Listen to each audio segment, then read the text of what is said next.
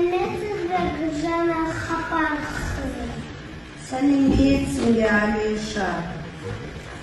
Алиша, қарашы, мен сенің алдыңа мынандай саңырауқұлақты алып келдім.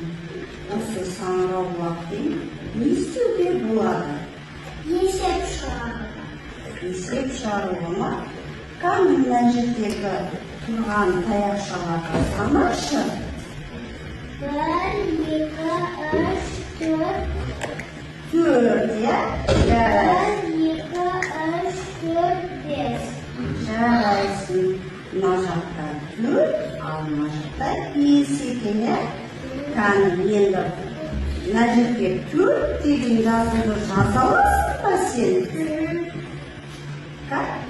Қаламды аламыз, 4 деген жазуды жазамыз.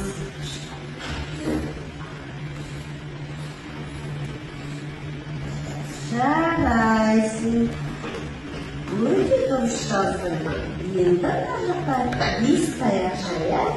5 таяқша дегенімізде 5 деген санды жаза аласың ба?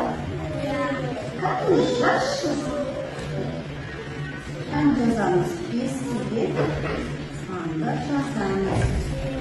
Жарайсың. Енді Алиша, мына жерде 5, 5-ке 4-ті қоссаң қанша болады? 9. Енді мына жерде саңырауқұлақтан 9 деген санды іздейміз. Жарайсың.